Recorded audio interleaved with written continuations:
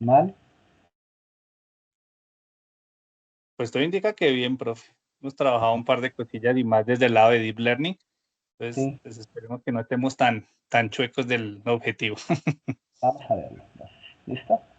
Un segundo. Entonces recuerden lo que quedamos nosotros con nuestras redes neuronales. De mismo es que está un poco pesada la presentación. Y ya les comparto. Creo que se tardaron unos 30 segundos más en abrir. ¿Probaron el link que les di de TensorFlow para trabajar o no? Sí, señor. Yo lo hice más a modo de prueba y de ver cómo funcionaba, pero sí lo probé. Vale, muchas gracias. Entonces, digamos que en términos generales, nosotros ya sabemos qué es una red neuronal. Voy a utilizar dos presentaciones que tengo aquí para que ustedes puedan trabajar y voy a, digamos, a hacer de manera directa, ¿cierto? Una presentación en blanco para poder explicarles, ¿cierto? Lo que nosotros siempre hemos venido diciendo que deberíamos tener para poder, ¿cierto? Llegar a las conclusiones finales. Les voy a compartir mi pantalla. ¿Listo? Entonces, por aquí está. Ya deben estar viendo mi presentación, si la están viendo. Y nos vamos de una vez con las redes neuronales convolucionales. ¿Audio bien? Sí, ¿Me escuchan? sí. Vale, muchas gracias. Entonces, ¿qué pasa con las redes neuronales convolucionales? Como ustedes lo vieron en Deep Learning seguramente en su curso de profundización, ¿cierto? De aprendizaje profundo, las redes neuronales tienen unas arquitecturas específicas, ¿cierto? Que son muy importantes analizar en el momento en que tenemos aplicaciones que sospechamos tienen características no visibles, como el caso de las imágenes, en donde la mayoría de veces nosotros lo que estamos mostrando, ¿cierto? O muestreando es una señal que para nosotros es casi indetectable como la frecuencia. ¿Listo? Entonces las redes neuronales convolucionales se convierten en aquella forma de poder migrar del tiempo a la frecuencia y de extraer características. ¿Listo? Entonces esto viene o nace originalmente de un concepto fundamental que se llama las transformadas exponenciales. Dentro de esas transformadas exponenciales existe una muy famosa que se llama la transformada de Fourier. Y la convolución pues es, digamos, básicamente el inicio de una transformada de Fourier, ¿listo? Y de manera general la combinación entre señales. Existen unas arquitecturas, vamos a verlas ahorita, unas aplicaciones y hay unos desafíos específicos que nosotros vamos a tener. Recuerden que nosotros partimos de lo que es una imagen, como la que observan al fondo.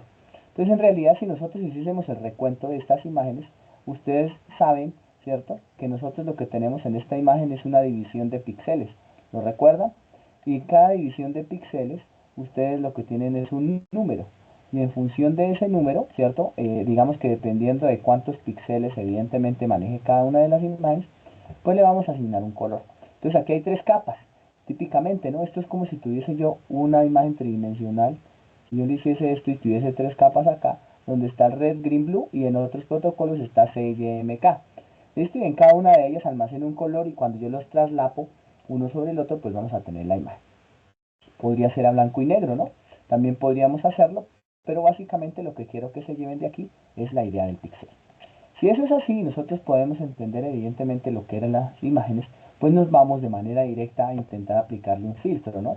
Y hago aquí el recorderis, porque nosotros decíamos que nosotros le aplicábamos, por ejemplo, a un número de píxeles específicos un filtro convolucional, al que evidentemente le definimos la convolución. Voy a colocar solamente este pedazo de la imagen, ¿listo? Para que ustedes miren que podíamos tener un filtro sobrepuesto que podría arrancar y estar aquí de manera directa, obsérvenlo. Y ese filtro convolucional lo único que hace es el producto punto para que de este valor, cuando yo hago la sumatoria sucesiva, salga, ¿cierto?, un solo píxel, cuya posición es esta. Entonces, al ser esta posición la que yo tengo, siempre voy a repasar, cuando es de 3×3, una fila, una columna de la imagen original. ¿Listo? O sea, la voy a rechazar porque siempre yo asumo que voy a tener de manera automática toda mi imagen observada. Es así entonces que si nosotros tuviésemos, ¿cierto?, una imagen de esta, pues nosotros podríamos decir que podríamos aplicar varios filtros convolucionales. Miren lo que podríamos hacer, lo voy a hacer con una imagen a blanco y negro, pero ustedes deben suponer que esta imagen podría ser con las tres capas. Si yo tuviese esta imagen a blanco y negro, la voy a hacer más grande de lo que la hacemos regularmente, para que ustedes me puedan entender el concepto. Observen que nosotros podríamos tener, no sé, voy a hacerlo aquí pegado, a ver cuántos me salen. 2, 3, unos píxeles determinados. Ustedes ya generalizan después el proceso, ¿cierto? Y podría estar así. Entonces yo podría tener estos píxeles determinados, ¿cierto? Y decir que a esta imagen le quiero aplicar varios filtros convolucionales.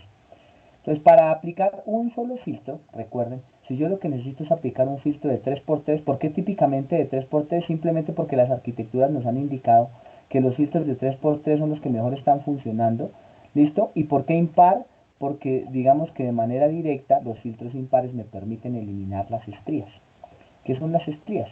Pues observen que cuando yo migro, este filtro, como yo lo miraba y lo colocaba encima de la primera posición, si yo coloco aquí el filtro y los multiplico punto a punto, ¿cierto? Este me va a producir como resultado una nueva imagen cada vez que se va moviendo el filtro convolucional sobre ella, que me va a generar un nuevo número. Entonces, este número, si aquí era de 2, 4, 6 por 2, 4, 6, 8, si yo la quisiese del mismo tamaño, obsérvenla, de 6 por 8, pues va a llegar unos momentos en los cuales yo no puedo, ¿cierto?, trabajar de manera directa con esa imagen, sino que debería tener, ¿cierto?, algo que se llaman las estrías. Las estrías de la imagen son básicamente aquellos parámetros que no son tenidos en cuenta porque de algún modo no multiplican de manera completa, ¿cierto?, la imagen y provocan que se vean partes negras, por ejemplo. Ya lo vamos a ver. Si nosotros quisiésemos colocarla así con la imagen original, ¿cierto? Ustedes la colocan aquí, en mi segundo muestro por aquí que me está haciendo estorbo, ¿cierto? Y la tendrían así, 3, ahí me disculpan el pulso, 2, 3, 6, 8, 2, 4, 5, 6, 7, 8. Entonces yo quisiese, ¿cierto?, que esta posición, observen, que la única forma, o sea, yo dije que esta posición, que es el filtro que queda, o el que voy a aplicar, sería el que me da la nueva posición en el siguiente filtro, ¿sí?, en la siguiente nueva imagen. Entonces, si yo quisiese que esta posición estuviese acá, pues yo tendría una fila y una columna por fuera, observen. Y esta es la que provoca la estría. ¿Por qué provoca la estría? Porque como estos números de afuera no tienen por qué multiplicarse, es como si multiplicaran por 0.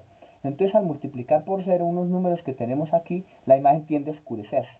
¿Qué significa con ello? ¿Por qué tiende a oscurecerse? Porque se tiende a volver cada vez más cero. Entonces la imagen le pasa esto. La primera columna, la primera fila tiende a oscurecerse, la última fila y la última columna tiende a oscurecerse. Entonces la imagen real que va a quedar en esta convolución, ¿cierto?, va a ser de este tamaño. Es decir, cada vez que ustedes le aplican un filtro, lo que van a provocar es que la imagen disminuya de tamaño por estandarización, dado que las esquinas van a tender a desaparecer. ¿Listo? Entonces, eso es muy importante que lo tengan en cuenta. Ahora, ¿por qué números voy a multiplicar, ¿cierto?, este filtro? Entonces yo les decía que existían unos tipos de filtros, donde por aquí podría ir menos 1, ¿la recuerdan? Menos 1, por aquí había un tipo de estos que lo que hacía era detectar una serie de bordes, ¿cierto? Enfocaba y provocaba también los valores y por aquí me daba 8. Entonces yo lo que buscaba era que el valor absoluto de lo que esté ahí me diera 1 o estuviera entre 0 y 1. ¿Para qué? Para no afectar la imagen de manera directa. Entonces si yo coloco estos valores voy a obtener una imagen nueva. Entonces esta que obtengo aquí es dada por este filtro de convolución, ¿listo? Cuyo resultado va a ser la que está en azul. Pero observen que a esta imagen yo podría hacerle varias convoluciones. ¿Qué pasaría si a esa imagen le empiezo a hacer una serie de filtros? Entonces yo le cojo otro filtro, ¿cierto? No sé, una determinada, siempre de 3x3, por estandarización y por facilidad de programación todos iguales, pues él me va a provocar otra imagen de 6x6. ¿Listo? Y si le aplicase otro filtro de convolución, obsérvelo, él me provocará otra imagen de 3x3. ¿Y qué pasaría si a mí se me ocurriera, ¿cierto?, colocar valores aleatorios aquí que cumplan con la normatividad de que el valor absoluto de eso esté entre 0 y 1. Si eso es verdad, pues yo podría montar aquí tantas capas como quisiera. A estas capas les llamaría la primera capa de convolución. ¿Listo? Entonces, cada una de estas, dependiendo del filtro, me va a extraer una característica, mírenlo. Característica 1, pues si el filtro era de bordes, pues me detectó el borde. Característica 2, si el filtro era del borrón, ¿cómo se llamaría? De difuminación, pues el difuminación. Si el número 3 era de bordes horizontales, pues bordes horizontales, y así sucesivamente. Pero resulta y pasa que estas imágenes pueden venir con estados de luminosidad y oscuridad diferentes. Entonces yo lo que buscaría es que estos números se volviesen dinámicos al interior de cada uno de los filtros para poder extraer de mejor manera toda la característica. ¿Y qué ocurriría adicionalmente si a esta de 6x6, mírenla, le aplico otro filtro convolucional de 3x3? ¿Qué podría pasar, no? Mírenlo, 1, 2 y 3x3. Pues que lo que yo ya había detectado acá, ¿cierto? Lo puedo seguir aumentando, enfocando como si esto fuese una lupa. De modo tal que el resultado, si era de 6x6, pues ya no va a ser de 6x6, sino que va a disminuir a 4x4. Observen, lo que yo hice fue un enfoque. Y en ese enfoque lo que detecté fue una serie de características y parámetros que tienen una particularidad, van reduciendo su dimensión. Esta sería la característica 1, 1. Esta sería la característica 2, 2 le voy a llamar, ¿vale? Y esta sería la característica 3 que viene de la número 3. Listo, si yo hiciese esto, observen que lo que estaría haciendo es capas de convolución sucesiva. Podría pasar, ¿no? Que me funcionara el experimento. De hecho, es muy bueno porque lo que hago es concentrar y en realidad tomo una lupa, detecto un borde y sobre la siguiente capa vuelvo a detectar los bordes, por ejemplo, más específicos. Si lo que quiero detectar es un ojo, entonces detecto el borde del ojo y encima el borde del ojo. ¿Listo? Pero podría pasar o podría ser un caso intermedio. ¿Y qué pasaría si yo en lugar de colocar una lupa aquí, coloco un foco? Como cuando quiero prender fuego. O sea, en lugar de colocar un filtro convolucional de 3x3, obsérvenlo, en lugar de hacer esto, yo centro mi atención en una determinada capa. Entonces yo podría decir, venga, ¿y qué pasa si a esta imagen la divido en segmentos de 2x2? Entonces, por ejemplo, la divido en segmentos de 2x2, empiezo a mover el segmento de 2x2 y escojo el valor máximo. O, ¿cierto? Como intentando, miren, como si ustedes dividieran esto en 2x2, no lo voy a hacer sucesivamente para que no los confunda. Y aquí cogieran un valor máximo, el máximo de este. Y entonces, de estos 4 sobrevivió uno, el valor más grande. De estos 4 sobrevivió otro, el valor más grande. Y así sucesivamente, de los 4 sobrevivió otro, y hacia abajo, pues evidentemente empiezan a sobrevivir. Es decir, estoy haciendo algo que técnicamente se conoce como pooling. Y podría hacer otro. ¿Y qué ocurre si divido esta imagen en 4? Y me quedo con donde me dé el mayor valor en la sumatoria, es decir, los sumo todos y donde me dé el mayor valor. ¿Por qué el mayor valor? Porque es el valor más claro. ¿Listo? El valor que más tiende hacia blanco, o sea, si fuese un borde, el valor más grande y me quedo con ello. Entonces, perfectamente yo podría decir aquí, fácil, mire. Yo extraigo algo que se llama el pooling, que es la suma, la división en pequeños valores de 2x2. ¿Listo? Y posteriormente me quedo con el mayor de todos o hago un promedio, ¿cierto? Estos 4 y lo reemplazo por uno. Esto es como el equivalente a un pixelado, ¿listo? Pero colocando un valor. ¿Qué podría hacer? Entonces el pooling es la capacidad de dividir esto en unos determinados cuadros. Típicamente ese pooling se hace par, porque las imágenes al aplicar el filtro impar, pues nos queda más fácil hacerla con el filtro par, con el pooling par. Y tengo dos posibilidades de reducir o de aumentar esa imagen. Miren que de todas maneras va a ir reduciéndose también. Y es que ese pooling le podría tomar el promedio de lo que hago en el pooling, ¿cierto? Llámese el promedio paso a paso, o podría tomar el máximo. ¿De qué depende? de la arquitectura que yo esté tomando. Es decir, nuevamente, lo que estoy diciendo es que lo que yo hago con una capa convolucional es ponerle las gafas al ciego. Y lo que hago con el pooling es ponerle el foco y decirle, mire, usted está en punto 5, en punto 7, en punto 9 de hipermetropía, ¿cierto? Aquí diagnostico la enfermedad, aquí coloco el lente. ¿Listo? No miento, aquí coloco la enfermedad y aquí coloco el lente. ¿Listo? Para que lo tengan en cuenta. Si yo logro hacer esto, miren que yo lo que estaría haciendo es tomando la imagen y en lugar de detectar digamos como un solo píxel, detecto una zona. Entonces eso me permite extraer características y llevar las arquitecturas a algo que se llama la red neuronal convolucional. Porque puedo utilizar convolución y max pooling. Esto es una de las más utilizadas.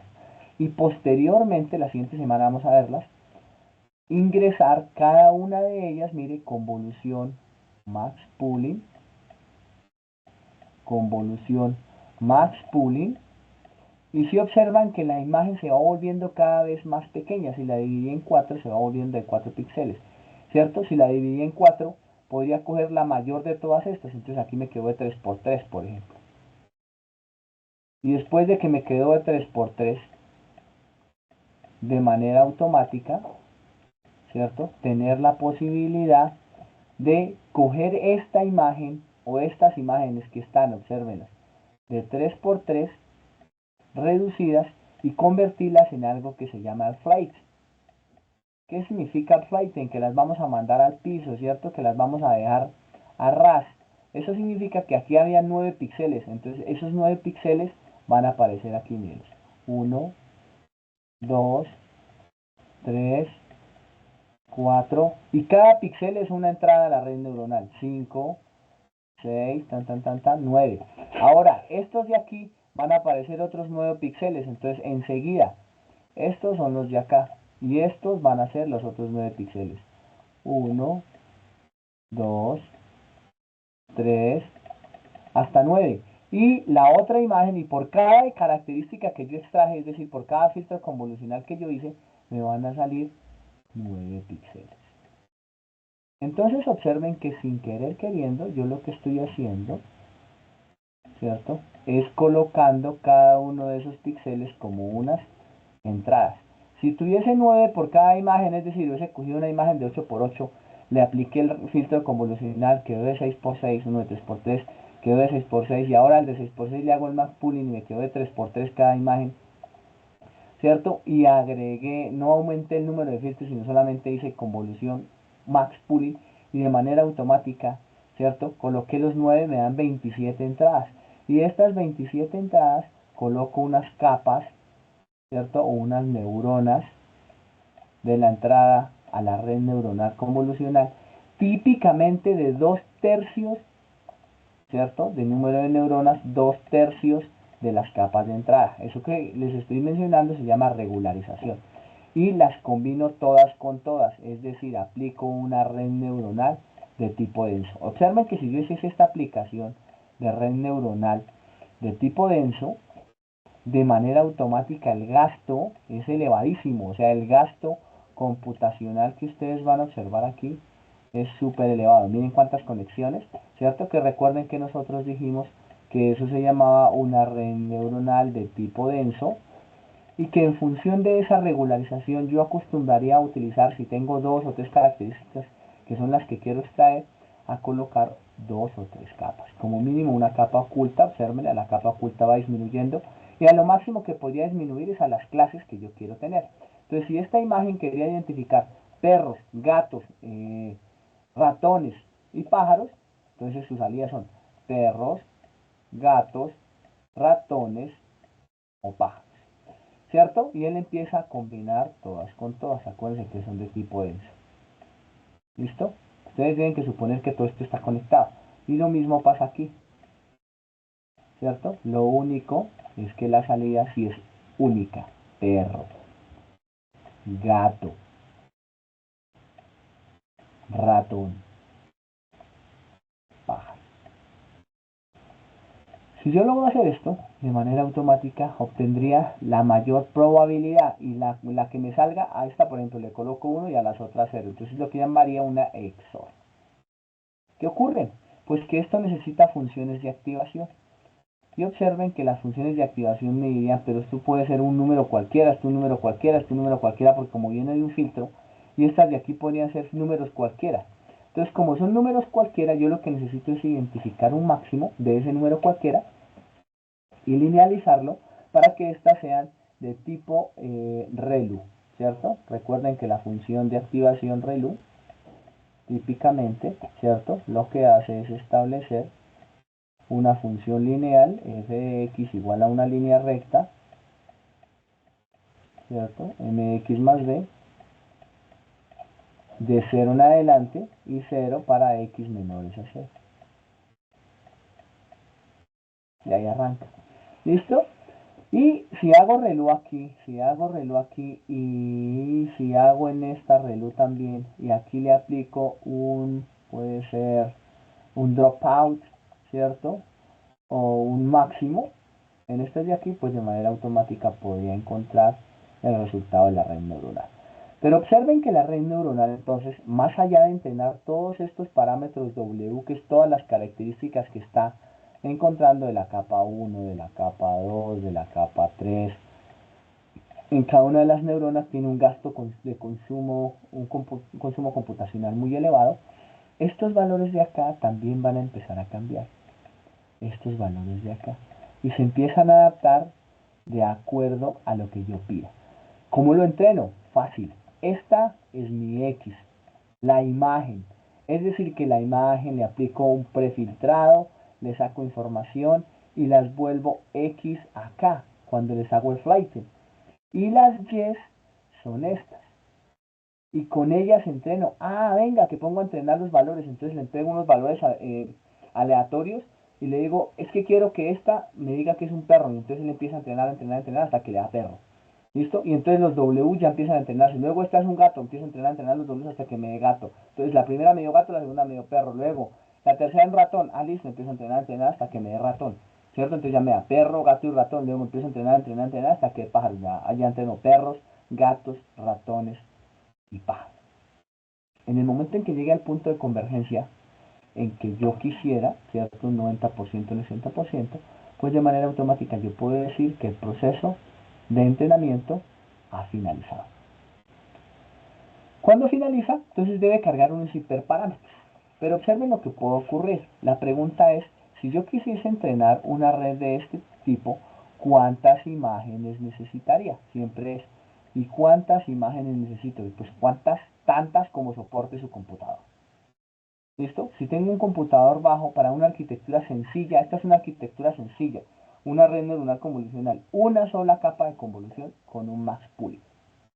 Una sola capa de convolución y un max pooling, que fue lo primero que se trabajó de manera automática, podría tener perfectamente 50.000 imágenes. De esas 50.000 imágenes debemos hacer validación cruzada. Entonces podríamos trabajar 40.000 para train, 10.000 para test, o 30.000 para train, 20.000 para test. Pero observen que hacerle atravesar 40.000 imágenes a todo este proceso que tiene un alto costo computacional puede no ser tan robusto. Entonces, ¿qué es lo que se acostumbra a hacer? Pues en lugar de pasarle las 40.000, voy a meterlas todas entre una bolsa, ¿cierto? Y le pongo un aleatorio. Entonces, aleatoriamente voy a coger un grupo de imágenes, ¿cierto? Entonces, digamos que de esas 40.000, aleatoriamente selecciono 200. Y voy a entrenar una vez, ¿cierto?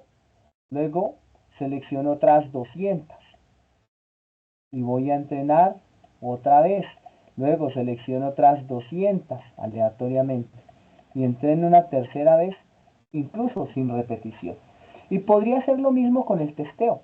Y observen que volver esto aleatorio y decir, ah, venga, yo quiero 200, ¿cierto? Y lo cojo una vez.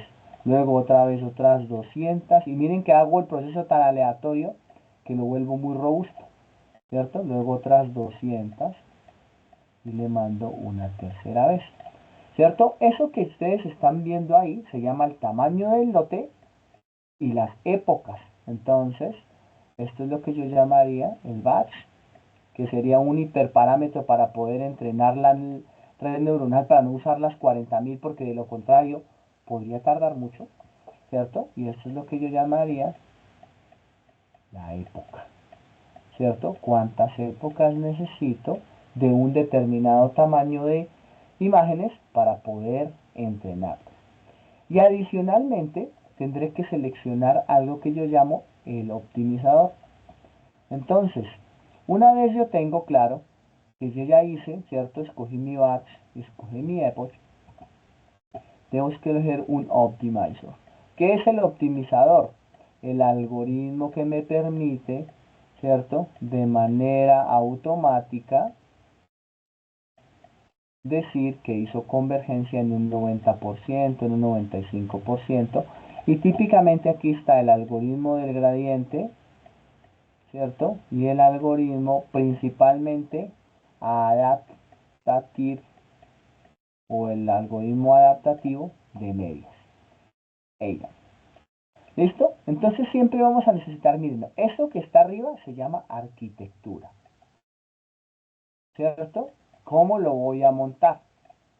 Esto que está aquí son los paquetes y cómo voy a ingresar las imágenes.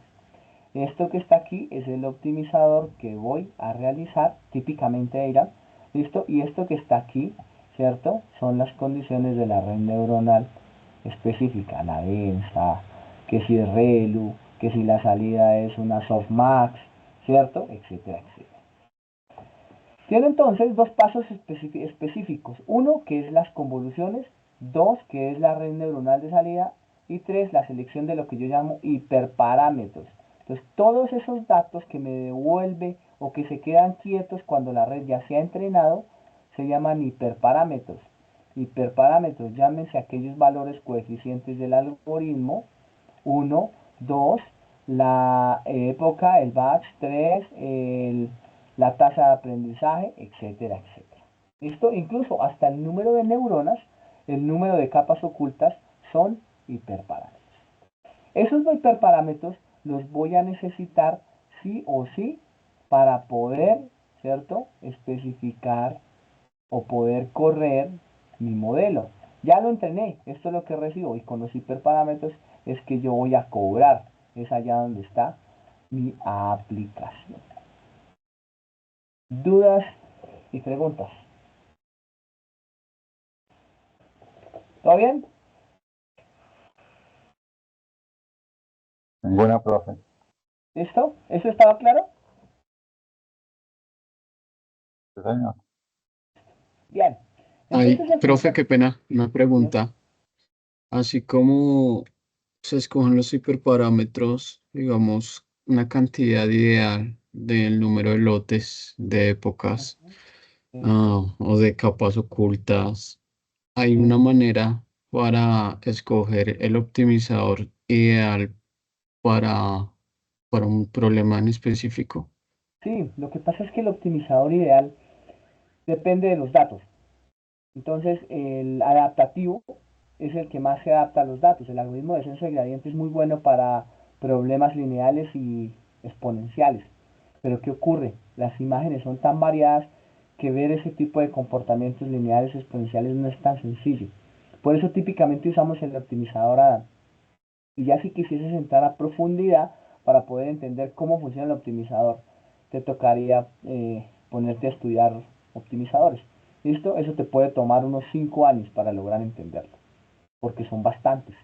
Y todos los que han podido comprobar simplemente son funciones de optimización cóncava convexa, ¿cierto? Para poder llegar al resultado específico. Pero mi consejo, escoja nada, siempre. Ah, ¿Vale? listo, profe. Listo, vale. Vale, gracias. Entonces, como los mencionaba, esas redes neuronales convolucionales entonces tendrán la convolución y el pooling. No se les vaya a olvidar. Entonces, ya digamos siendo más generales, ¿cierto? Las capas convolucionales entonces son filtros, extraen información filtrada. Y las capas de pooling reducen la dimensionalidad de los datos. ¿Por qué la reducen? Porque escogen una zona específica. Bien sea porque dicen que es el max pooling, escogen la zona específica, disminuyen la complejidad del proceso porque se concentran en lo que uno piensa que está ahí, que está viendo, ¿cierto? Tomando como referencia la capa más clara y empieza a tomar características. Incluso cuando las imágenes son muy grandes, ¿cierto? Por ejemplo, de 1000 por 1000, donde ya tenemos imágenes específicas, pues tendré que hacer más capas convolucionales y más pooling, ¿cierto? Dentro de la arquitectura ustedes se imaginarían más capas, para que esas capas vayan captando, ¿cierto? Cada vez mayor cantidad de características. ¿Qué ocurre? Desafortunadamente en la actualidad, ¿cierto? En nuestro hardware, digamos especialmente acá, pues tenemos unas máquinas limitadas y en el momento en que vamos a entrenar esos modelos nos causan muchos inconvenientes. Ya cuando ustedes observan el modelo de DALL-E, por ejemplo, DALL-E sí ya tiene entrenado un montón o tiene una capacidad muy grande y les permite utilizar, por ejemplo, imágenes ya de muy buena calidad, incluso para generarlas, hablando y anticipándome un poco a la inteligencia artificial generativa. Entonces, las capas convolucionales y las capas pooling lo que buscan es jugar, ¿cierto? Y poder equilibrar ese consumo computacional versus las características que quiero extraer. Importantísimo en esas funciones de activación, recuerden que las funciones de activación típicamente reluz, sigmoide y tangente hiperbólica son lineales, digamos que no lineales, ¿cierto? Pero yo lo que busco es linealizarlas a trozos. Por ejemplo, con la ReLU yo las linealizo a trozos, ¿cierto? Con la sigmoide yo las vuelvo exponenciales a trozos, ¿listo? Para que lo tengan en cuenta. Entonces, si no les sirve una ReLU, le meten una sigmoide, que como ustedes observaron en el experimento pasado, si no sé si lo recuerdan, uno a veces metía una sigmoide, metía una ReLU y metía una tangente y a veces funcionaba mejor la ReLU, a veces funcionaba mejor la sigmoide. Pero la que sí no funcionaba de manera directa era, por ejemplo, el paso de una, ¿cierto? El step, porque no me dejaba trabajar. Y pues digamos que entre comillas deberían exigir ustedes sus hiperparámetros. Voy a pasar esto adelante. Típicamente el algoritmo ella me parece a mí que es el que mejor funciona, ¿cierto? Aquí está la arquitectura para que ustedes lo tengan y digamos que el objetivo específico de los filtros es claramente detectar bordes, texturas y demás. Y el pooling, ¿cierto? Reducir la dimensionalidad. El max pooling se utiliza en algunas arquitecturas, el average pooling se utiliza en las otras arquitecturas. Las arquitecturas me refiero a que pueden aparecer más de una capa de convolución, más de una capa de pooling, muchas capas de convolución, muchas capas de pooling, dependiendo de lo que quieran buscar ustedes en cada una de esas imágenes. ¿Qué ocurre con estos valores? Que nosotros los podemos colocar en cascada. ¿Listo? Entonces cuando nosotros ponemos en cascada las cosas, pues empiezan a cada vez consumir y consumir más recursos. Entonces normalizarlas como colocar la normalización por lotes o la normalización, ¿cierto? Por épocas, pues me parece que es una buena solución, es para ustedes una buena solución porque integra robustez al modelo y siempre se conectan de manera secuencial. Y es algo así lo que nos debería quedar. Entonces, ustedes debieron haber hecho esto para la última entrega, ¿es así, cierto?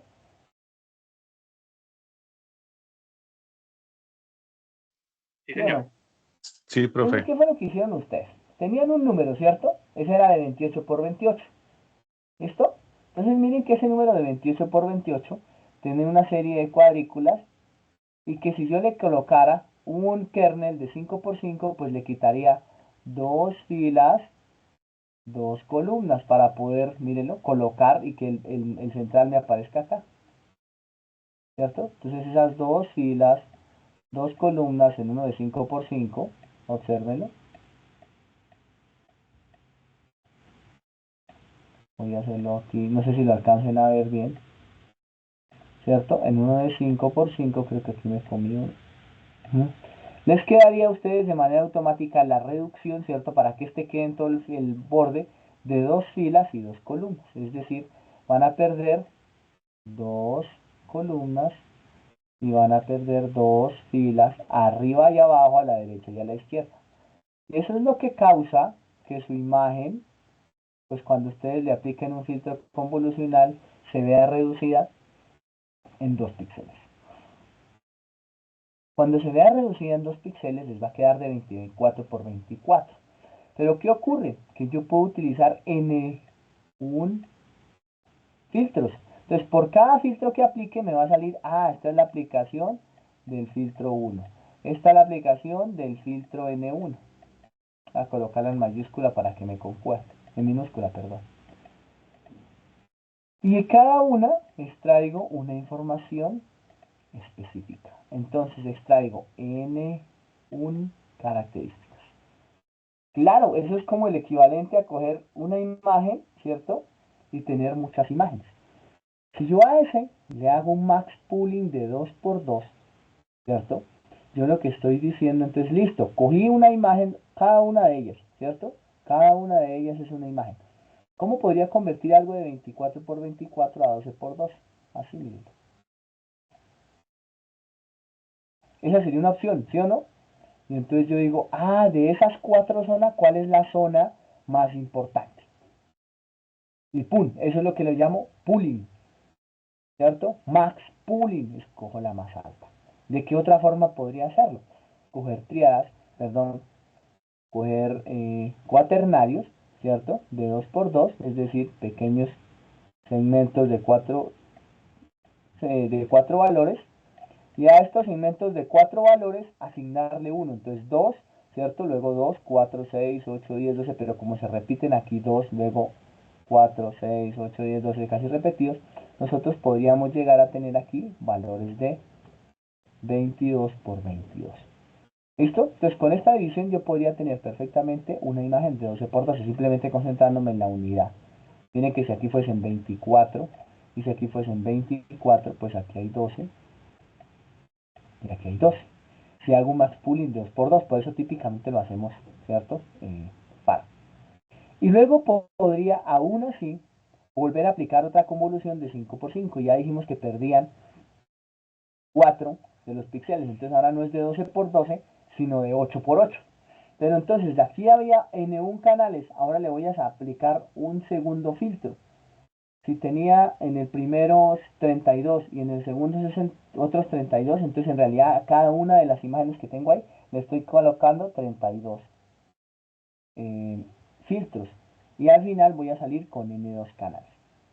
¿Cuáles N2 canales? Esto depende mucho, ¿cierto?, de la experiencia, pero les voy anticipando que ese N2 canales o ese N1 canales típicamente son potencias de 2. Por ejemplo, 2 a la 5, 2 a la 6, 2 a la 7.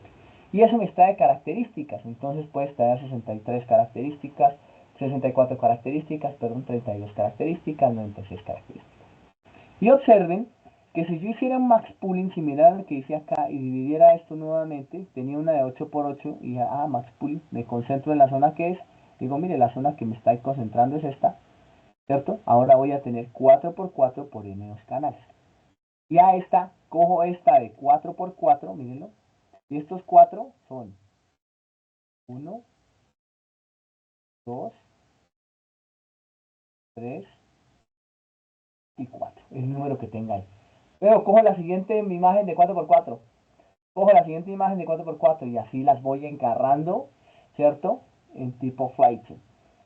Y de manera automática hago la red densa, ¿cierto? Establezco aquí evidentemente la red neuronal, aquí, totalmente conectada, densa, y así adelante, hasta que encuentre las clases que yo quería. Entonces las clases, por ejemplo, que yo quería para los números de 0 a 9, pues eran 10 clases, la del 0, la del 1, la del 2, y me escogía la que tenía la mayor probabilidad. ¿Entendido el concepto de la red neuronal convolucional? Sí, señor, entendí. Ese tiene 2 capas convolucionales, docs más pool. Hay muchísimas. Ya la siguiente clase nos dedicaremos a observar de manera directa cuáles son esas arquitecturas y qué ventajas tienen unas sobre las otras. Bien, este sería el típico ejemplo entonces que nosotros podríamos utilizar, sobre todo cuando utilizamos o cuando tenemos, ¿cierto?, ya que hablar con la función de activación. Observen que la entrada a la señal podría ser perfectamente esa cebra que está ahí. Si yo hiciese una convolución, ¿cierto? Y recuerden que cada vez que hago la convolución yo estoy haciendo o estoy seleccionando de una manera directa unos números, ¿cierto? Entonces por cada convolución, obsérvenla, convolución pooling, convolución, pooling, convolución, pooling, y ya me se relúe la forma en la que voy entrenando los números que están adentro. Acuérdense que los debo normalizar y estandarizar para que no se supere el número 1, y si no se me vuelve o clara la imagen, oscura la imagen, pues yo lograría sacar o extraer unas determinadas capas. Miren que aquí tengo 3 capas, aquí tengo más capas, pueden ser 5, aquí tengo 10 capas, por decir algo, y aquí podría tener mucho más. Pero a medida que voy avanzando hacia la derecha y voy aumentando el número de capas, debe ir disminuyendo el tamaño de la imagen. Entonces, en cada imagen que yo voy tomando, voy sacando una característica. Esta primera parte en donde yo aplico filtros convolucionales se llama, ¿cierto?, los mapas de características o la extracción de características. Observen aquí. Y una vez yo hago flatten o la capa de flatten y me voy hacia adelante, siempre una totalmente conectada, ¿cierto? Típicamente relu, ¿cierto? Y con la salida por softmax o dropout. ¿Listo? Y ahí le sale una probabilidad. Entonces, si de estas me salió la más alta cebra, pues cebra es y será. ¿Listo? Entonces, miren que la clasificación, la extracción de características la hace la red neuronal convolucional. La clasificación la hace la red neuronal totalmente conectada. Y la decisión la toma la función de activación de la salida. ¿Listo? Esa es una estructura típica de red neuronal convolucional. Casos súper buenos esto. ¿Cuál es la ventaja de la red neuronal convolucional? Pues que no le importa el tamaño de la imagen. Observen que en función ni siquiera de la inclinación ni nada, el tamaño de la imagen de la red neuronal convolucional es capaz de entrenarse para detectar ese tipo de cosas. Patrones. ¿Por qué? Porque está combinando características con entrenamiento por clasificación. Esto puede detectar objetos, localizar, segmentar imágenes, identificar a todo tipo de objetos. ¿Listo? Y lo más importante, interviene muchísimo, estaría hecha para diagnóstico médico, para la investigación biomédica, para reconocimiento de voz y procesamiento de lenguaje natural, para la robótica. ¿Listo? ¿Qué es lo que nosotros queremos? Primero, ¿qué pasaría si yo dejo entrenando mucho una red neuronal? El dejar entrenando demasiado tiempo una red neuronal puede provocar el sobreajuste.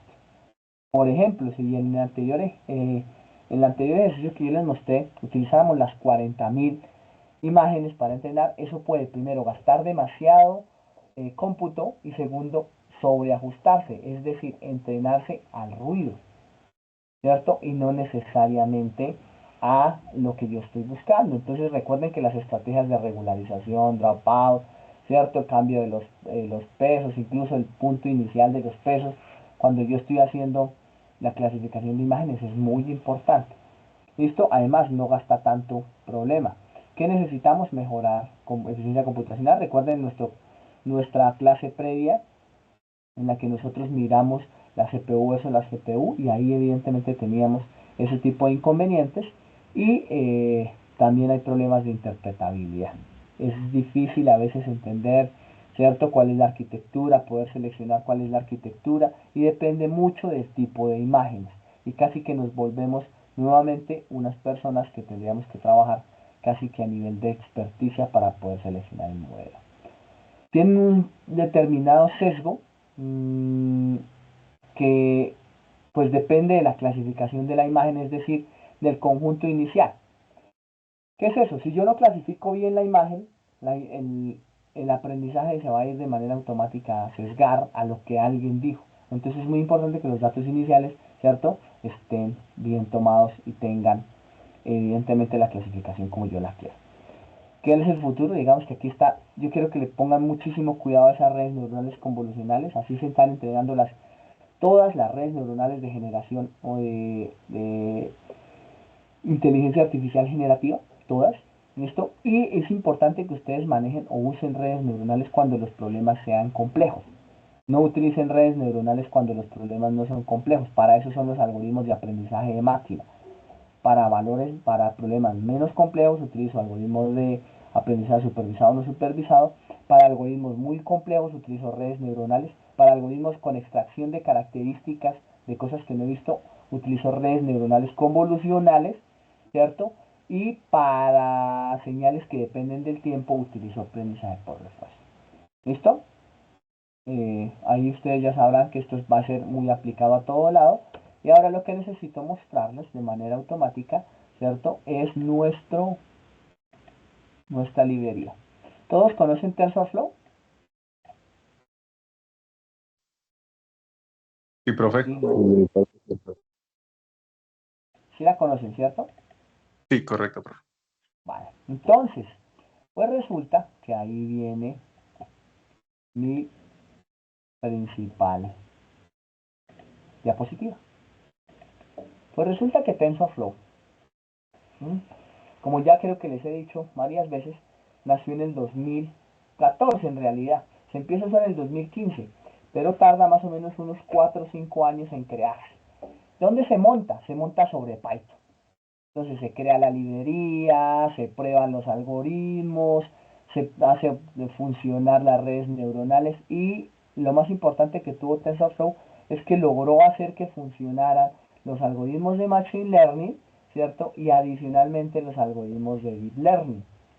Bien, entonces como paquete es muy interesante porque maneja tensores. Recuerden lo que les mencionaba en la clase anterior, si no me falla la memoria. Los tensores, ¿cierto? ¿Qué pasa con un segundo? Ya les voy a volver a compartir.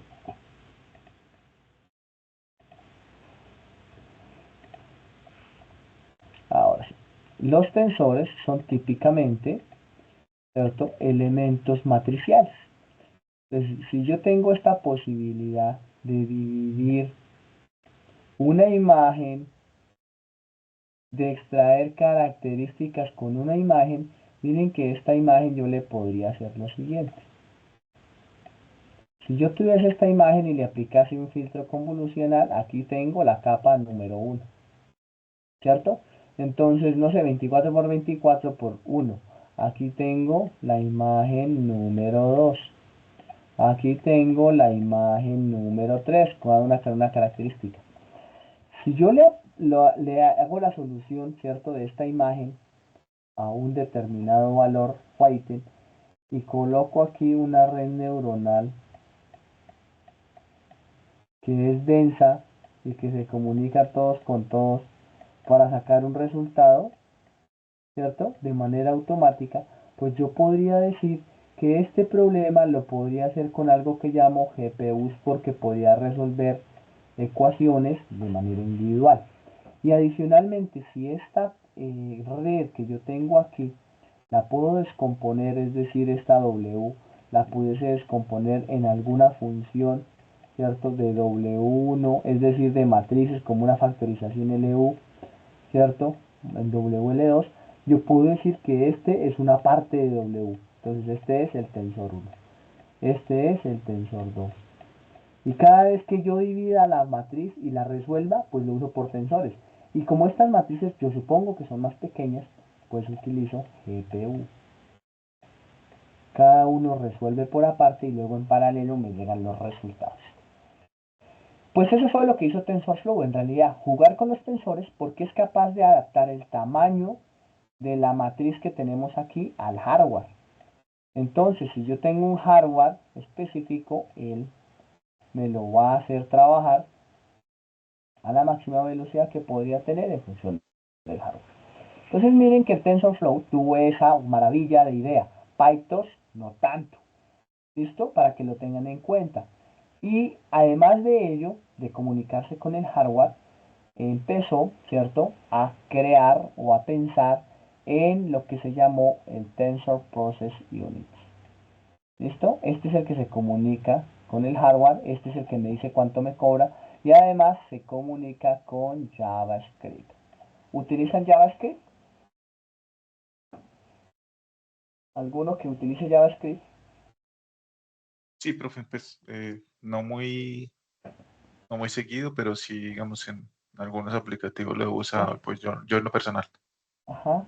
¿Cómo funciona esto? ¿Y por qué es tan importante? Y aquí me voy a detener un poquito. ¿Qué ocurre? Resulta que nosotros queremos hacer entrenamientos de algoritmos para venderlos, ¿cierto? No vamos a hacer pan para vender pan.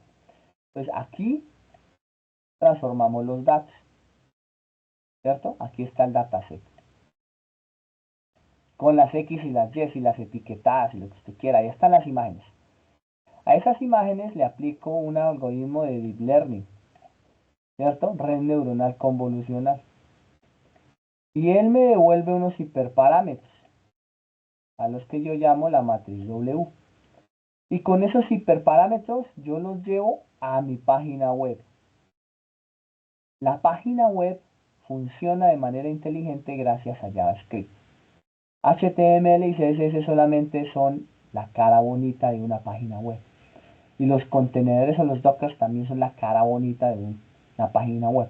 Pero en JavaScript es donde están la mayoría de acciones, ¿cierto?, que se ejecutan para poder trabajarlo. Entonces, poderlo llevar a comunicarse, mírenlo, a modelos de JavaScript es muy importante y ya lo hace de manera automática.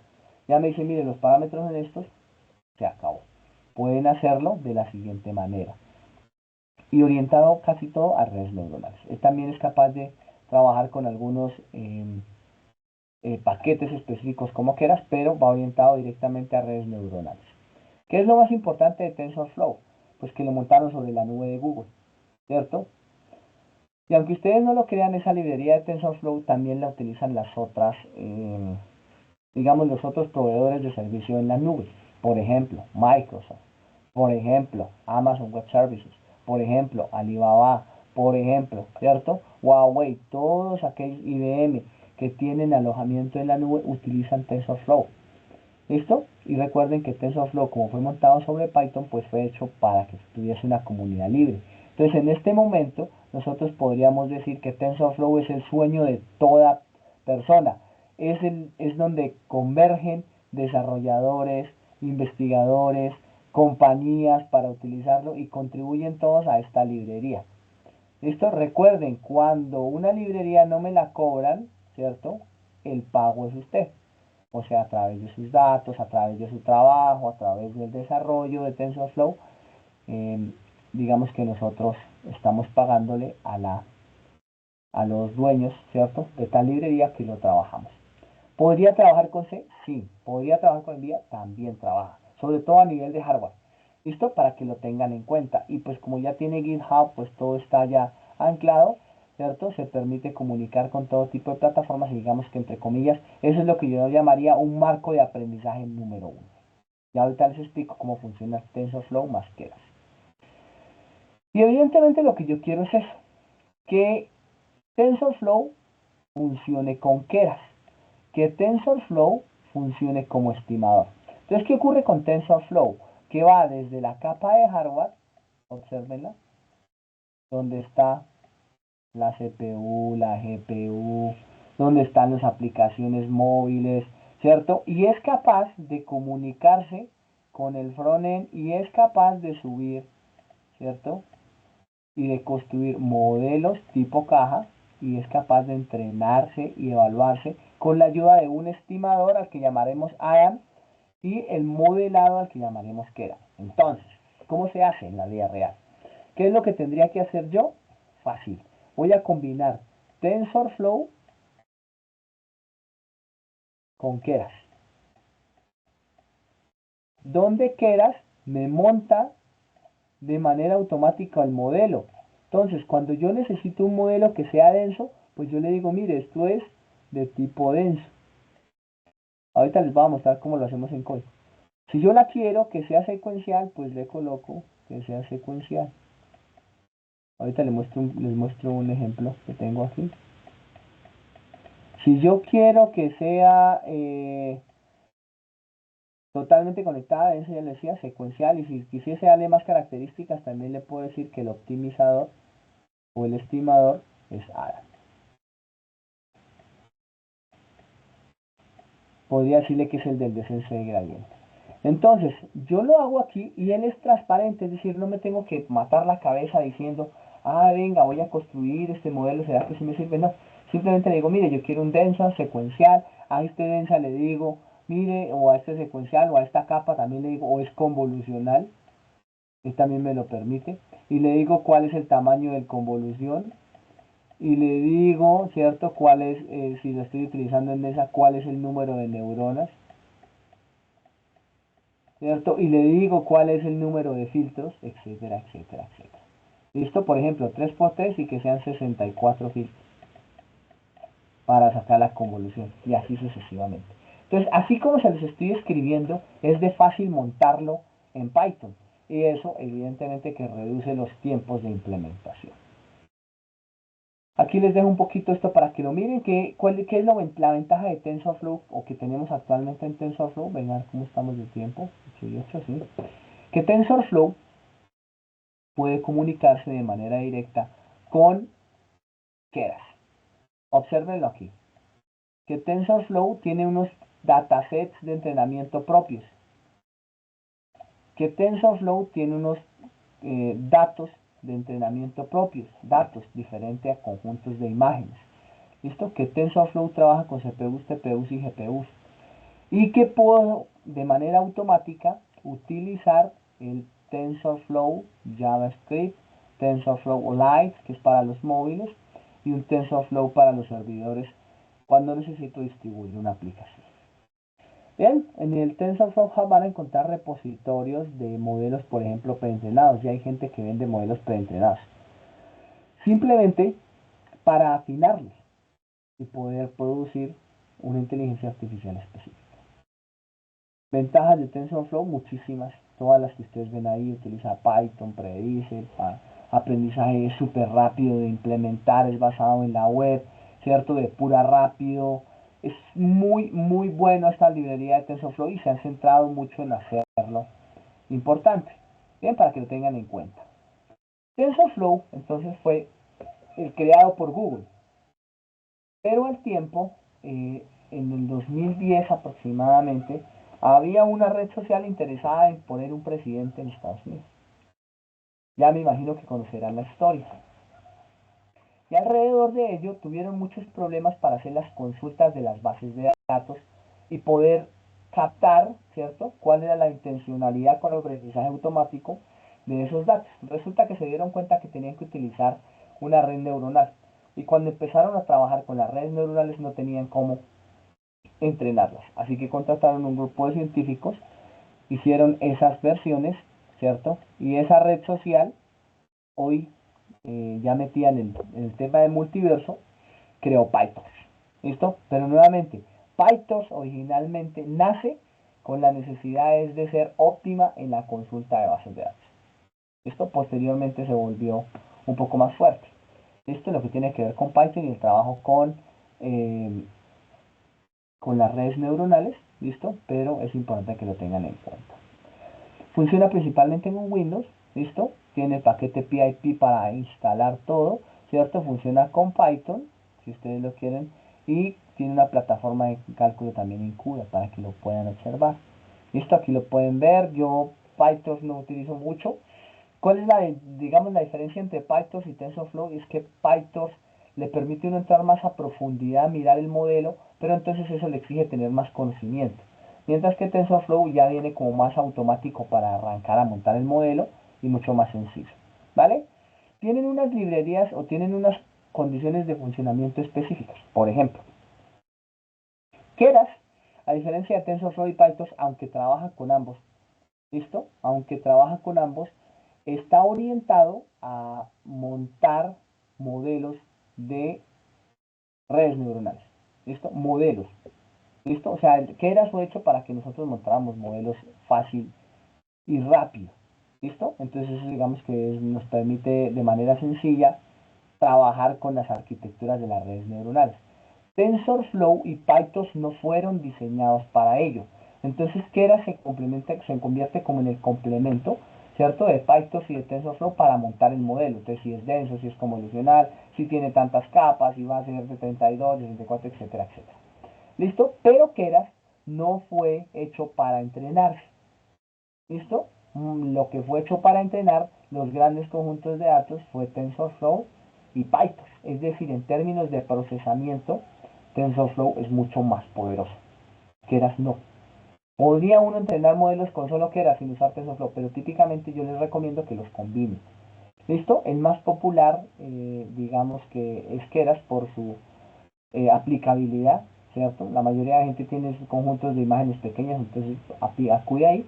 ¿Listo? Y Keras fue originalmente escrito en Python. ¿Listo? Para que lo tengan en cuenta. Siempre jueguen a combinarlos, bien sea que jueguen un TensorFlow Keras o Python Keras, a combinar lo que ustedes necesitan hacer. Miremos un poco qué es lo que tenemos que hacer para esta semana. Estamos en la semana 6. La semana 6, yo no me acuerdo si la semana 6 es la que descansamos o es la 7.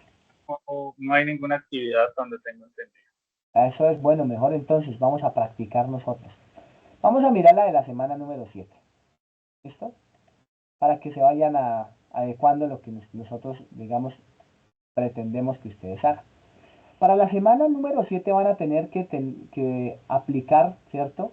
Ustedes un algoritmo de entrenamiento a 100 imágenes de ustedes. ¿Listo? Es decir, van a validar un modelo con 100 imágenes de ustedes, pero van a tener que acudir a TensorFlow o a Python. ¿Cómo? Obsérvenlo. TensorFlow en sus datasets, ¿cierto? ¿Qué es lo que van a tener ustedes que hacer y qué es lo que uno regularmente hace?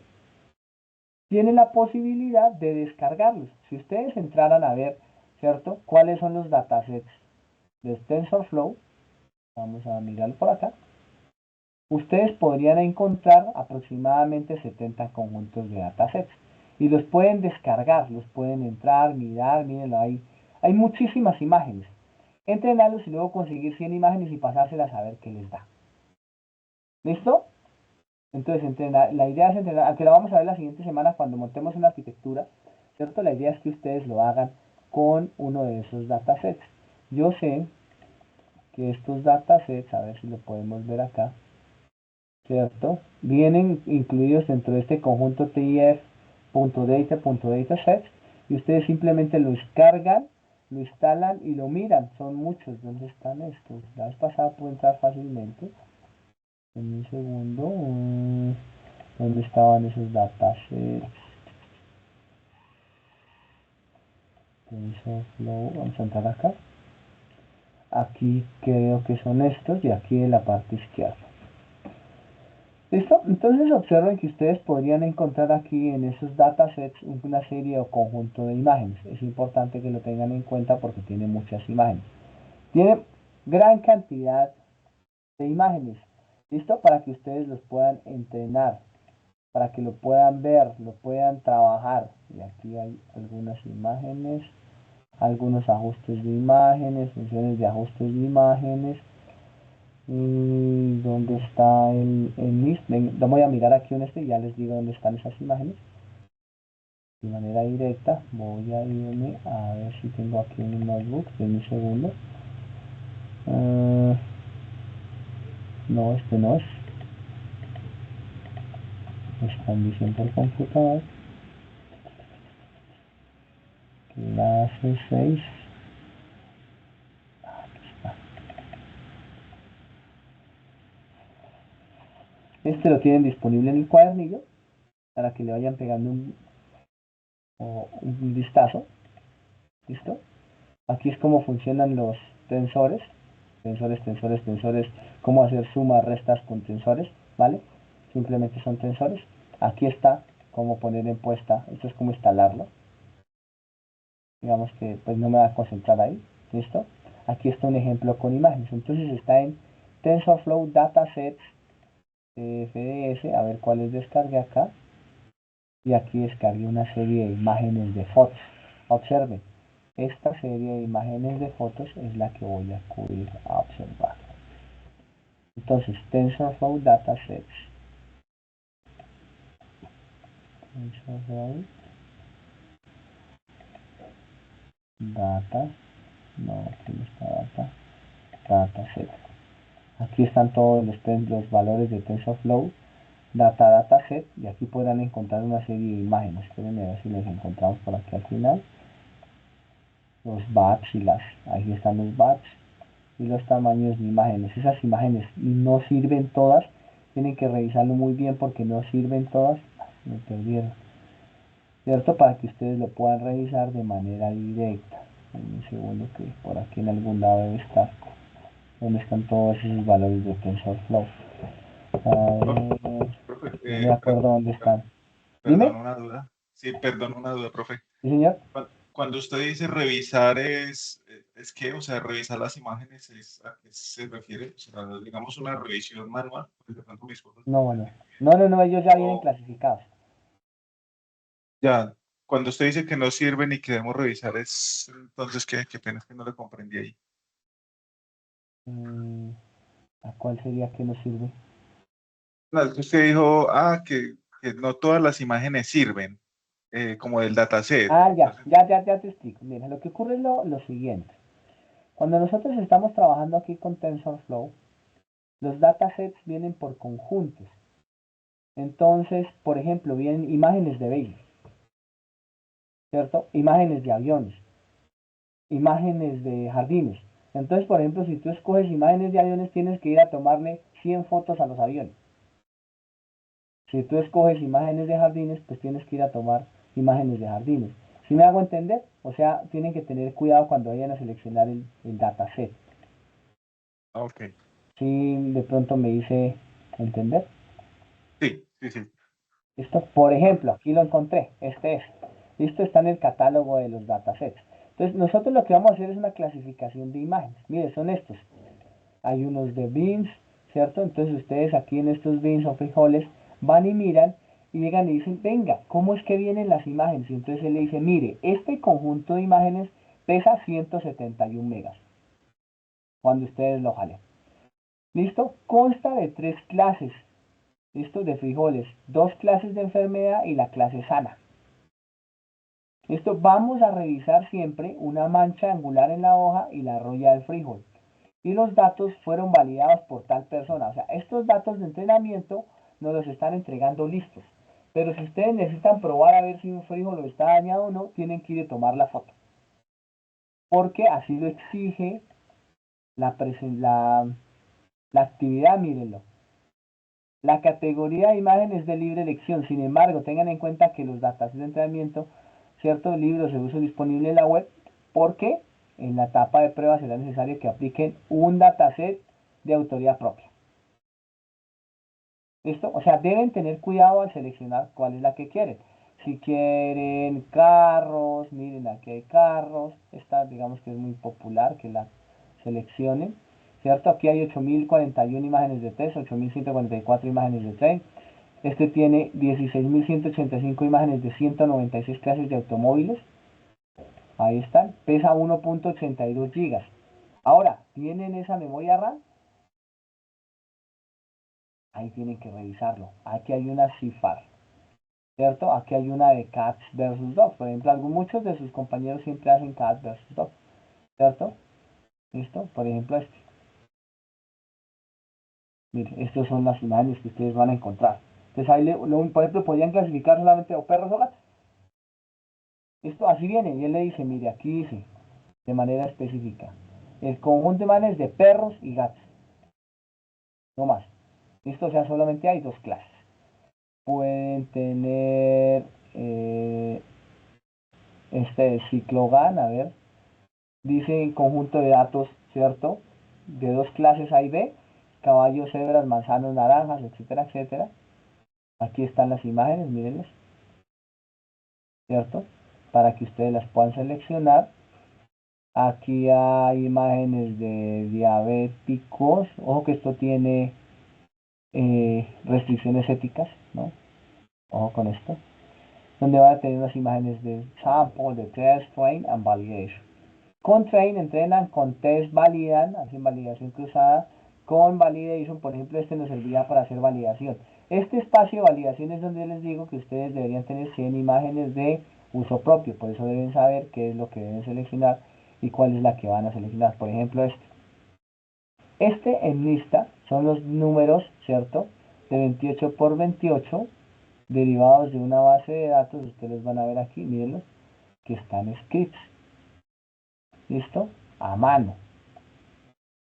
Pero están escritos, creo que están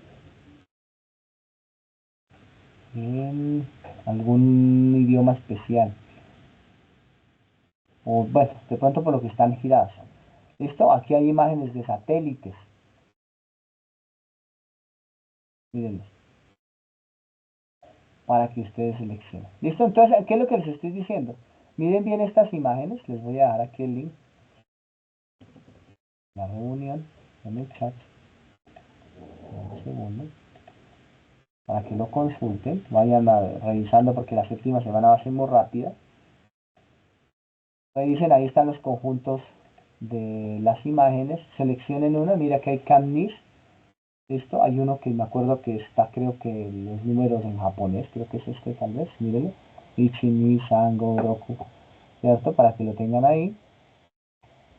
Van a tener aquí la típica NIS, esta es la que nosotros teníamos trabajando, miren los números manuscritos, ¿cierto? Para que ustedes miren de dónde salían. Son conjuntos de imágenes que ya están listos para entrenar, para que ustedes no se pongan a buscarla. Entonces con ellos escogen uno, entrenan y con sus propias imágenes, que deben haber sabido seleccionar, ¿listo? Se las pasan a ver qué les da.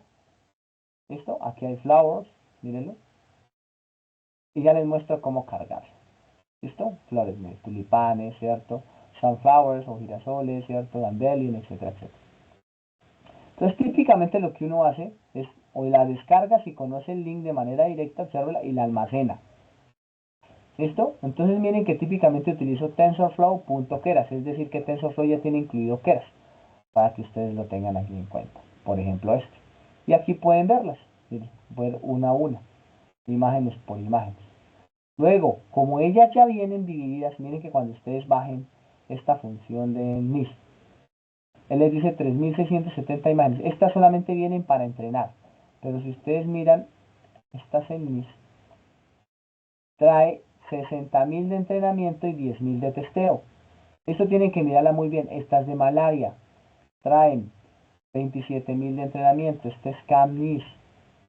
Traen 60.000 de entrenamiento, 10.000 de validación.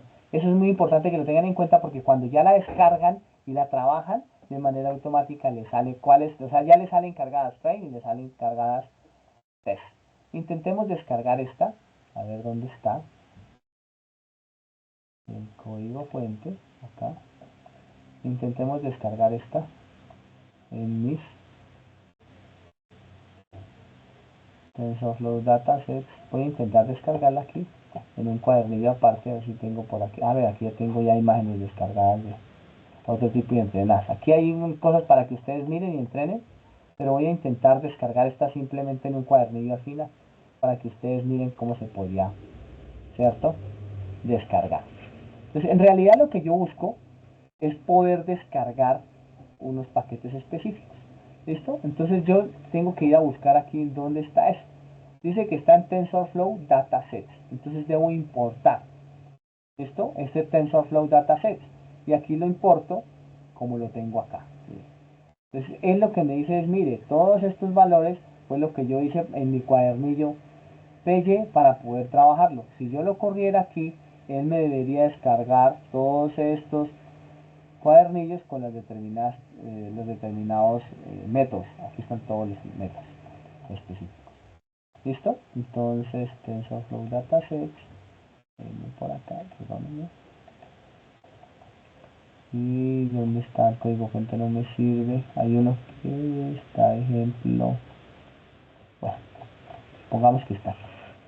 Voy a descargar Camlist. Entonces vamos a decirle que me importe, o más bien de, ¿cierto? TensorFlow .dataset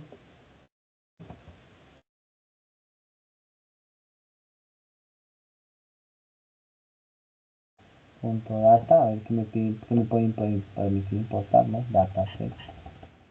A ver si es Keras punto, también se puede con Keras, ¿cierto?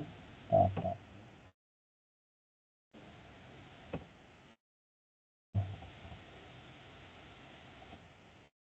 A ver si está aquí, punto data, punto datasets, ¿entiendes? ¿Cierto? Me va a importar en NIS, esta es la misma, entonces scan NIS, a ver si la encuentro. ¿Listo? Creo que se llama canista NIST. A ver si me la importa. ¿Listo? Entonces, cuando yo le digo esto, ¿cierto? Él de manera automática me importa esos valores. Simplemente necesito saber en dónde están.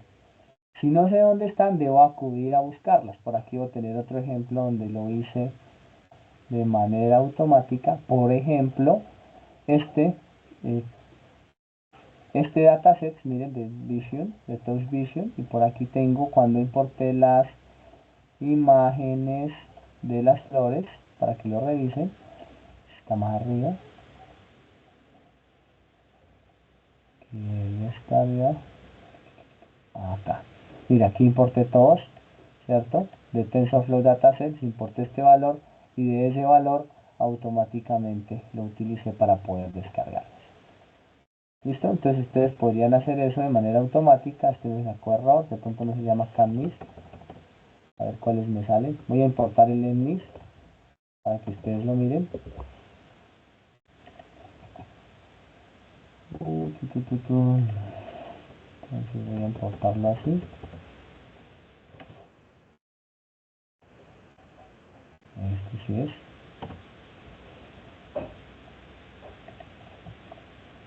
Siempre que hagan este tipo de cosas, ¿por qué no funciona? From datasets.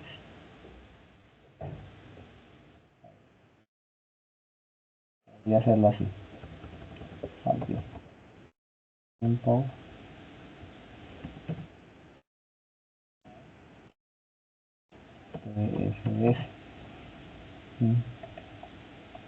¿Listo? Aquí importé los datasets. Luego le podría decir que venga, que me solicita que me importe. Podría importar el CANMIS o el ENMIS, ¿cierto? Aquí importo el TensorFlow. Este es simplemente TensorFlow DF. Podría importar Keras, ¿cierto? De manera automática. Import Keras.